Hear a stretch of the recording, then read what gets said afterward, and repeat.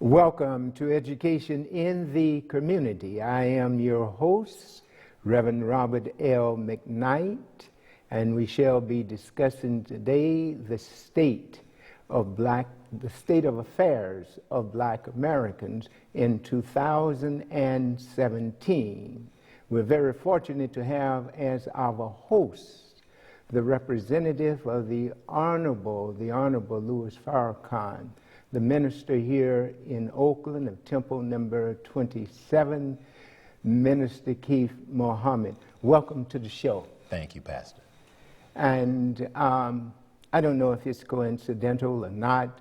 Whenever you meet him, he always has copies of the final call. And I asked for his permission, since this is our topic today, to share with you the latest edition in case you missed something in our program today. And the latest edition says, Farrakhan speaks what Black America can expect in 2017. I haven't read the article, but immediately after the show, it is my intent to read it. And then, even though this is our first time this year of doing this, we have done it in the past, they have another edition from January the 3rd, 2017. What did 2016 mean for Black America? What did 2016 mean for Black America? And then this is the most recent edition. I stand to be corrected.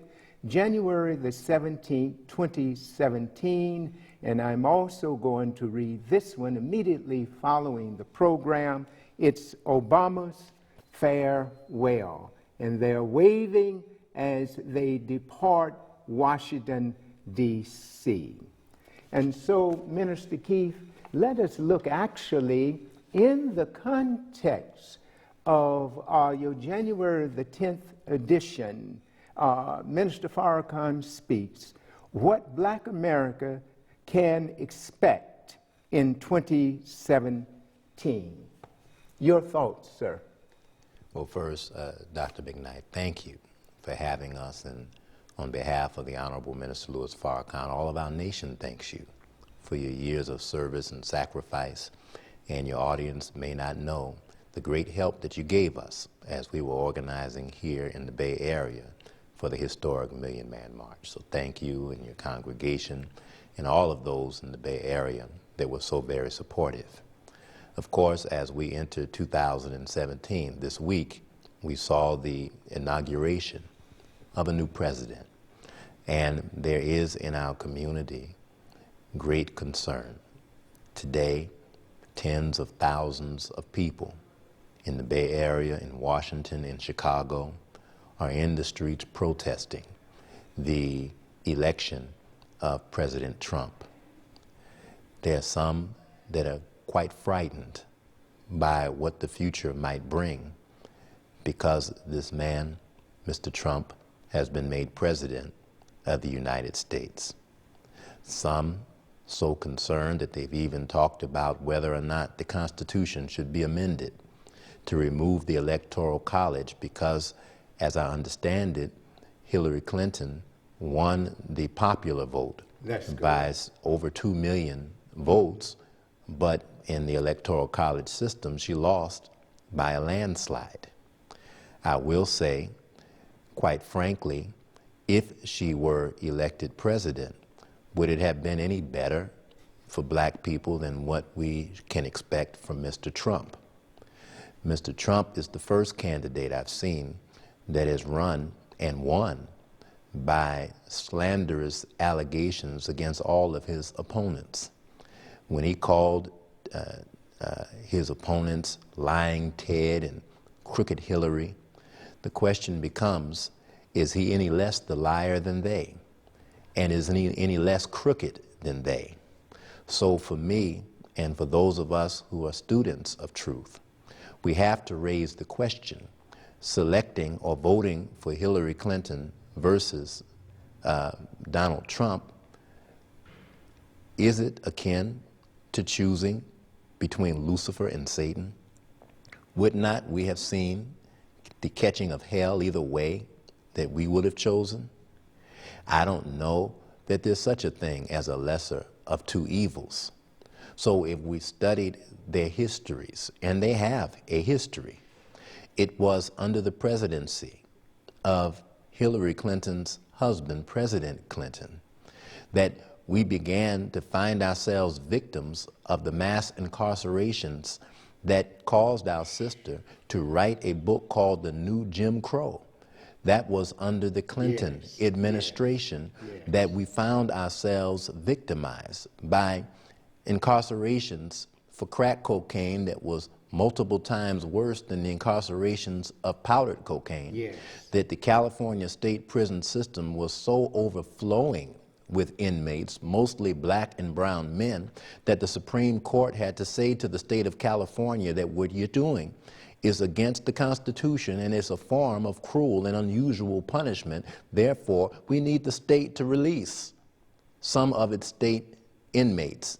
And even with that, they did not release them altogether. They sent them down to the county jails and had them to be housed there, where perhaps there's enough beds to accommodate some of the burgeoning state prison system. So for us, the election of Donald Trump needs to be seen in its proper context. We need to calculate, where is God in this equation? So said Minister Farrakhan. And if we look at it scripturally, God is well aware of Pharaoh. He's well aware of the disposition, the attitude, the temperament of Pharaoh, who, when a people, having been held in bondage for 400 years, when the time of their liberation came, Pharaoh did all that he could to prevent the rise of a people who would give birth from among this people that no one loved nor accepted, but from this rejected people would come the birth of a Messiah. So we need to ask the question, what was God's intention? And why did God choose Donald Trump and allow him to be president of the United States of America? Closing on that point, the minister related to us divine wisdom, in which he said that in our faith, we believe that nothing happens were it not for the will of Allah, whether it be good or whether it does not feel good. God is in the equation. And if God is in the equation, we now must ask the question, what is the time and what must we do? And so in closing, in the book of Ezekiel, there's dialogue there that you heard at the Million Man March about the dry bones. And the first call that the Son of Man makes is to the dry bones. And they stood up momentarily and began to take a little shape, but they were very dry. And they did not hold together as they needed to. So the Son of Man was then told, prophesy unto the winds. In other words, we don't respond well to words for long periods of time. We can say at every mountaintop, let us unite.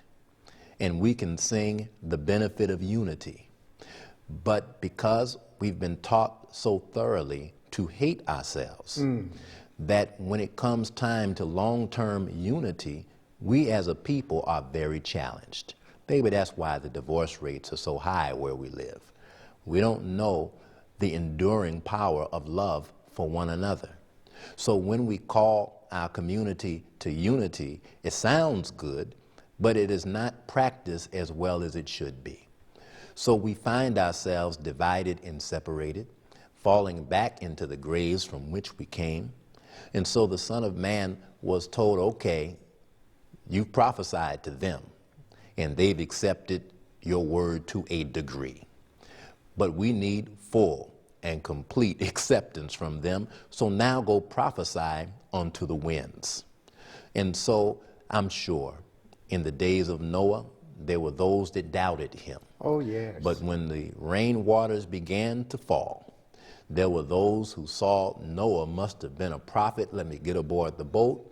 Yet there unfortunately were others who thought it's just raining and we'll come on out here and find another route toward safety.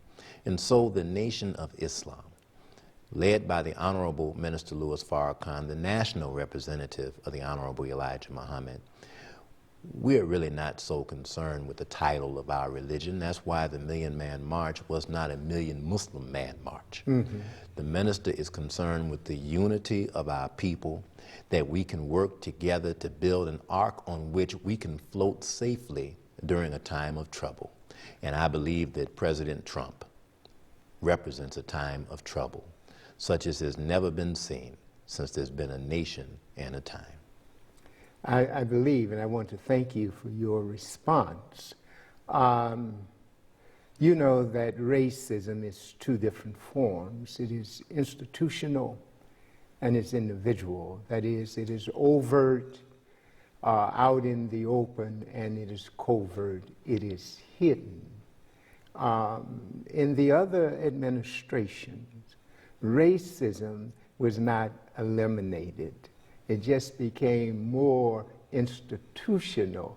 You didn't see its manifestation as overtly in the individual who occupied the office, but it was yet present. And there is a scripture, and I ask forgiveness for using it in this context, that says, "For two shall agree." The institutional racism, or I can say the individual racism that we are seeing in Donald Trump, is agreeing with the institutional racism that has been a part of America since its very founding. That's why it appears so profound, so much in your face. He's not trying to hide it, but to use it in order to reach his goal. Would you agree or disagree? It never disappeared. I have the utmost respect for President Obama. But he was working in that institution, and it only allowed him to do so much. So I don't blame him for what many people say he should have done while he was in office. He couldn't do it because of the institution. Well, the institution called the United States of America, for which he served as CEO, not owner. So our President Obama couldn't do whatever he wanted to do. He sat in a seat under which there are great powers who manipulate whoever is sitting in that seat.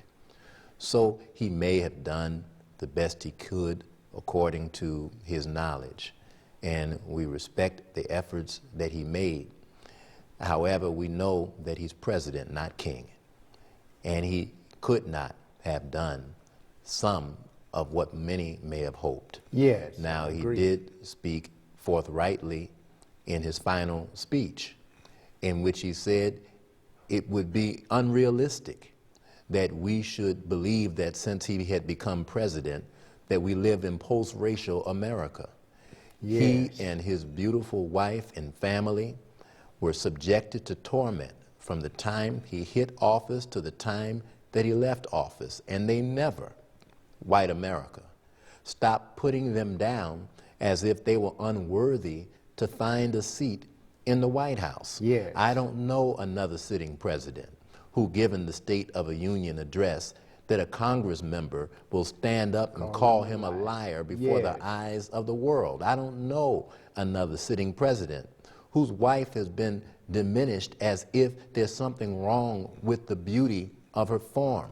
From my vantage point, his wife is the most beautiful woman ever to have sat in the White House, and he is the most handsome man ever to have been there. But when you're in the world of white supremacy that hates anything black, maybe including its own shadow, then there would have been nothing that President Obama or his wife and family could have done as a demonstration of the equality that our people deserve. He was never seen as an equal member of that society that governs and rules this nation. And this is why President Trump, in his first day in office, is already writing out what appeared to be some of the Obama administration's successes. Yes. So the affordable health care is on its way out.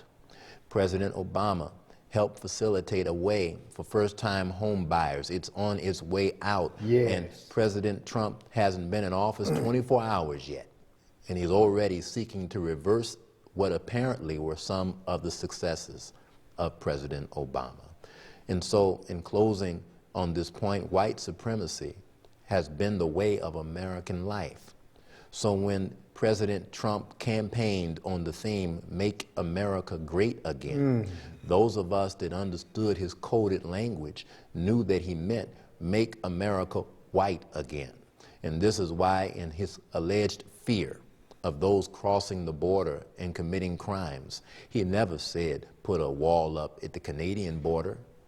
He only said put a wall up at the Mexican border because of their fear of the browning of America. Some years ago, Time and other news outlets produced a headline story, which can be Googled, called "The Browning of America." And on its cover, this is back in the late 80s, early 90s, on its cover was an image of a U.S. flag, but rather than the red and white stripes, it showed the actual colors of the people of America. California right now is not majority white, and America in just a few years will not be majority white.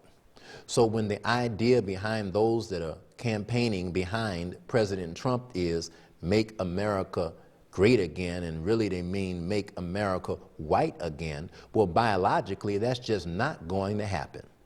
We, dear Pastor, though we are dark complected, which is beautiful, but we are not the minority population of the state of California, so we should not be treated as such. And we are not the minority of the country, so we should not be treated as such. And we are not the minority of the world, therefore we should not be treated as such. But what we have not yet learned to do effectively is to unite and to pool our resources to meet and overcome all obstacles in our pathway. And one of those obstacles really is the idea that Willie Lynch taught, that because we come perhaps from different places, different cities, different plantations, different faith traditions, that we should not work together, that we should just subject ourselves to the rule of a minority people. Caucasian people are the minority in the world. That's why they laid such great claim to being superior. Whenever they went in the world behind Christopher Columbus, they found dark-complected people. And when they got there with the conqueror spirit and raped our women, they found that the babies born would also be dark-complected people. And now as they're studying the world's population and birth rates, imagine, while coming into our communities, feeding our girls birth control devices.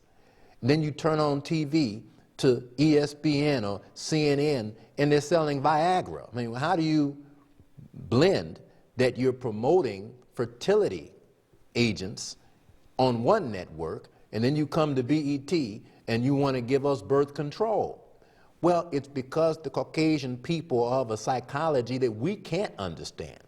We don't understand the psychological meaning of being genetically wiped out, or as our sister, Dr. Frances Cress Welsing, and may God be pleased with her, said of the mindset of the Caucasian people that they fear genetic annihilation. Yeah. And this is why the violence meted out, especially against black males, has been what it has been. It's one thing to enslave us, it's another thing post-slavery to choose to lynch us and dismember our body, and including in the dismemberment of our bodies was the common practice of cutting the genitals off of the black man out of fear of the power potential of his seed. And so we are greatly blessed with the capacity to, of course, reproduce, but when we now look at a system that is working fervently to remove manhood from black men, to weaken us. So when we look at even our college students, you know, I was a college student many years ago. Yes. And when I came into the black student movement and became the president of the Black Student Union at the time, many community leaders and students were shocked. They could not believe that a black man had found a position of leadership, because it looked as though at that time that black men were being weakened on the campus. There was a lot less backbone. There was a lot less courage. There was a lot less activism from black males than we found from our beautiful, active sisters. That's why even right now, if you look at those that are fighting against police brutality in the group called Black Lives Matter, it's generally women who are in leadership and are at the forefront of those protest movements, and you don't see as many of our men as we should. This is why Minister Farrakhan called for the Million Man March, because the enemy was so crafty in reducing manhood from our men and allowing us to fill the prisons, and with self-hatred and a lack of knowledge for self, we end up turning against self rather than turning against our open enemies that had oppressed us for over 400 years. And while this was going on, the plots and the plans to destroy the black male was actually written in Scripture, where it is written in the book of Exodus. I believe it says in chapter 1, verse 10, "Come on, let us deal wisely with them, lest they multiply. And in the event of any war, they would unite with our enemies and fight against us." In closing on that, I believe it was George Washington who wrote into his memoirs that if Islam were ever to reach the mind of the slaves, we would never be able to control them again. And by Islam, I mean not the faith tradition as a Christian and as a Muslim. I really mean a willingness to love God, to submit to God above all other things. And among the problems that we live with is we've been taught to love America more than we've been taught to love ourselves and love our God. Our power comes from our capacity to unite and organize on the principle of our true belief. Many of our people are gravely disappointed by the election of Donald Trump, because now the object of our love is clearly an enemy. And we've been trying to love America all of our life, and now there's a president that we believe is clearly against us, though we have given our blood, sweat, and tears. And really what this says to us, Pastor, is it's time for us to unite, to not rely on government to do for us the things we can, must, and should do for ourselves, but we have to grow to love ourselves enough to put in the work to establish a future for ourselves. We have, as we come to a close, we have reached a point to where everything that the government is going to do has already been done. The military, every institution, the only thing that stands between Black America and freedom is Black America. No one is going to do for us that which we should do for ourselves.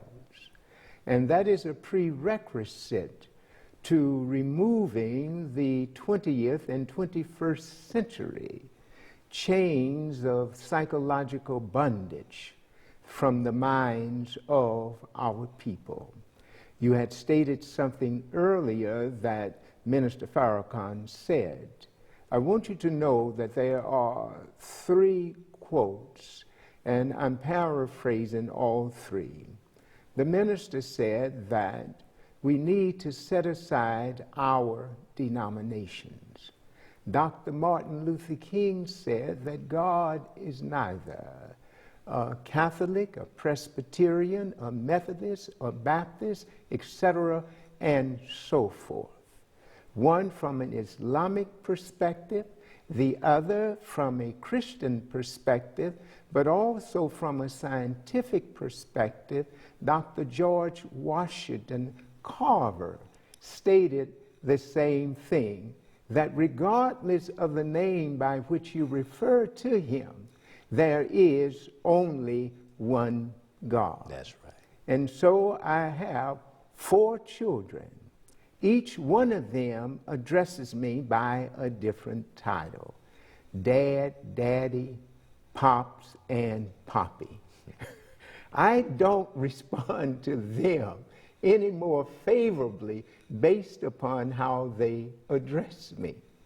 I am the same to all 4 of them. All of them came from me and belong to me. And so they don't fight amongst themselves about which one is correct. Should we say father? Should we say daddy? Should we say dad? Should we say pops? Should we say poppy? Because he is the same to all of us. And when you speak of uniting, this is the first thing we must do as we come into a greater spiritual consciousness. Being religious, as you know, and being spiritual is not the same thing. Right. We cannot unite until we leave religion aside and enter into the arena of spirituality. And hopefully, this is where our journey is taking us to, because we cannot survive unless we come together. I want to thank you for being on the show. And what I would like to do is to invite you for a part 2, because you spoke so beautifully of things that have occurred in the past. And so I would like to talk with you about the importance of history. And as I heard Minister Farrakhan say once he came to Oakland, that the most important knowledge is knowledge of self. And so you can't come into knowledge of self unless you know your history, unless you know where you are from, that will give you some clear idea as to where you are going. And so in this next show, I would like for you to talk about that. Why is it that most schools do not offer a course in African American history? How can we ever know who we are if we are not taught? And so I extend this invitation to you to stay with us for a part 2. We would be and honored to my audience, look for the second installment of this program. And until then, we'll see you.